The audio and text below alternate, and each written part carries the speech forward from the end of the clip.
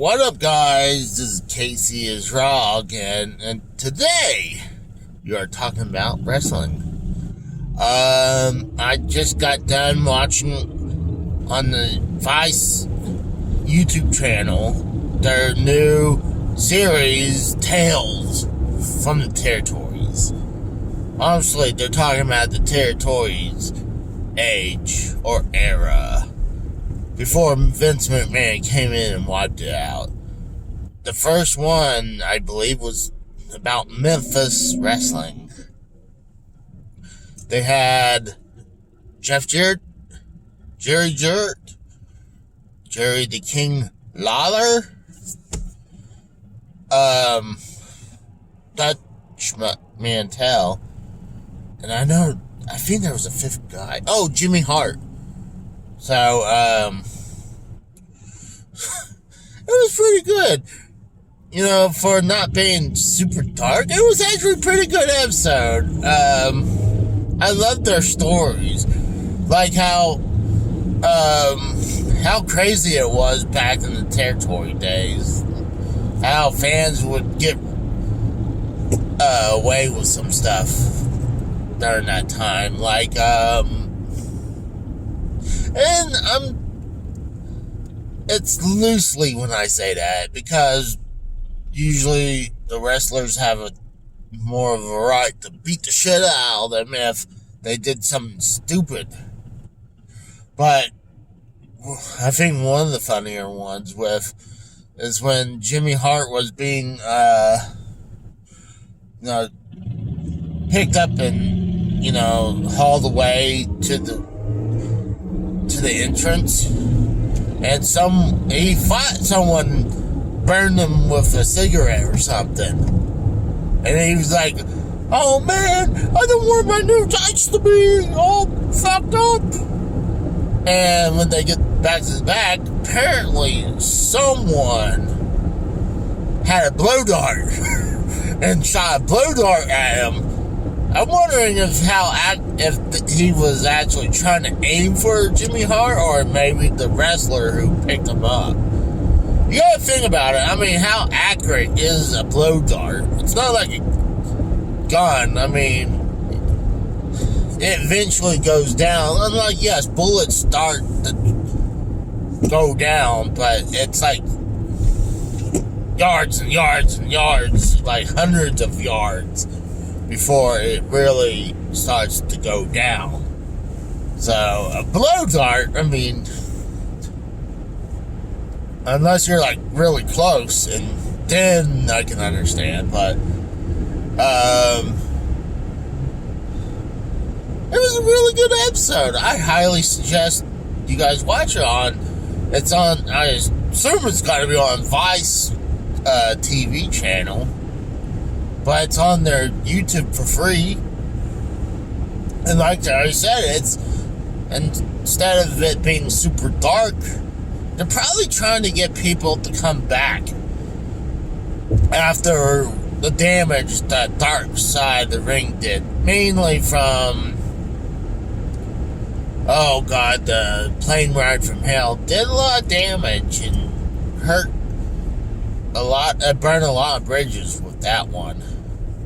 So, I can understand from the wrestlers, like, hey, I mean, could have they took Tommy Dreamer's comments out of context? It's probably. I mean, sometimes if you just cut it short enough, it would sound bad if you span it like a few seconds before and after, then you're like, oh, okay, I understand now.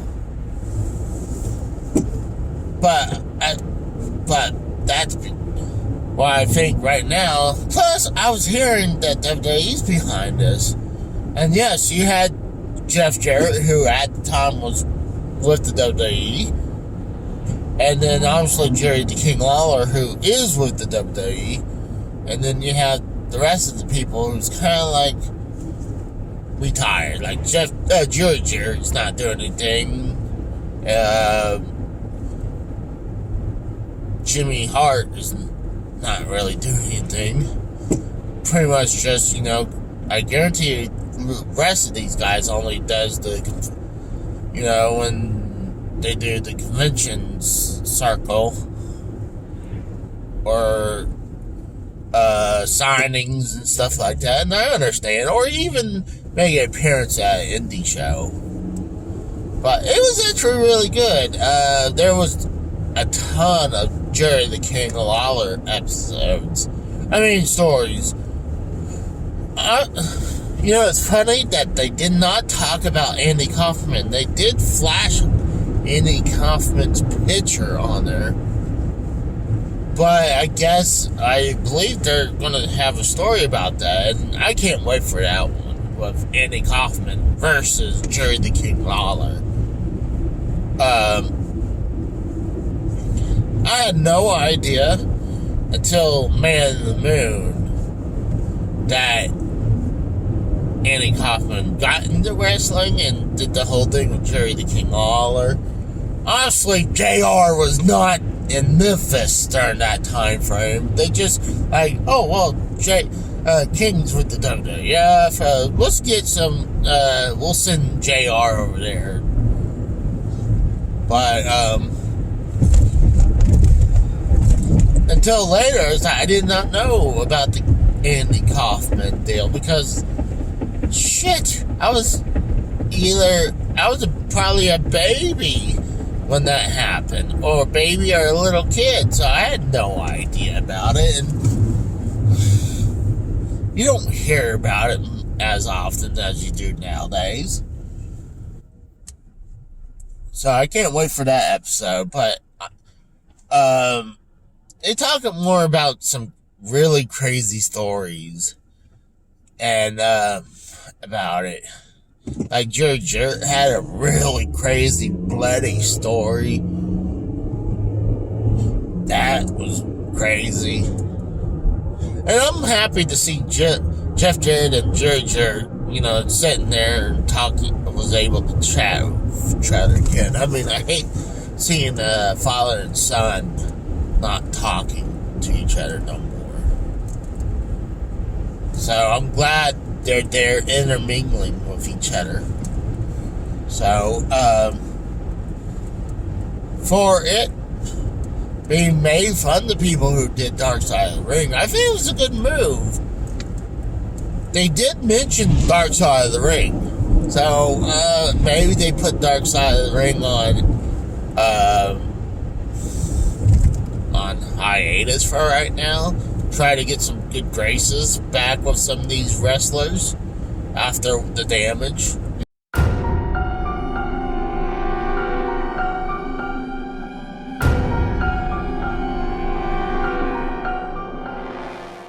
Has been done. But,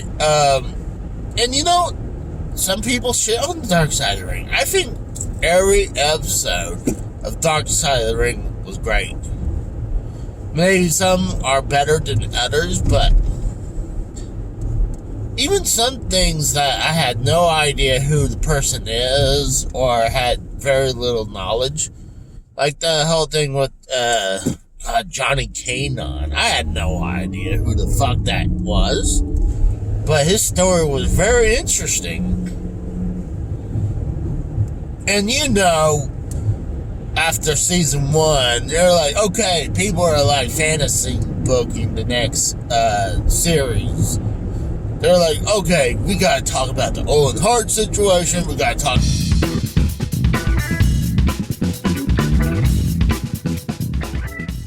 about, Chris Benoit situation.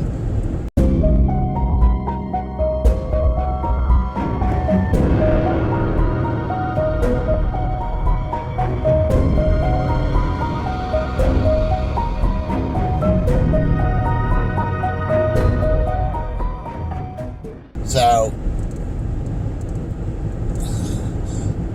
it was definitely a good show. So, like I said, I highly suggest you guys watch it. It was funny. It's always funny to hear these guys tell old road stories or stories from the backstage. I mean, some of the ribs they would do. There was one big one that Jerry Jarrett did to Jackie Fargo, and how it turned around and got them, it bit them in the ass.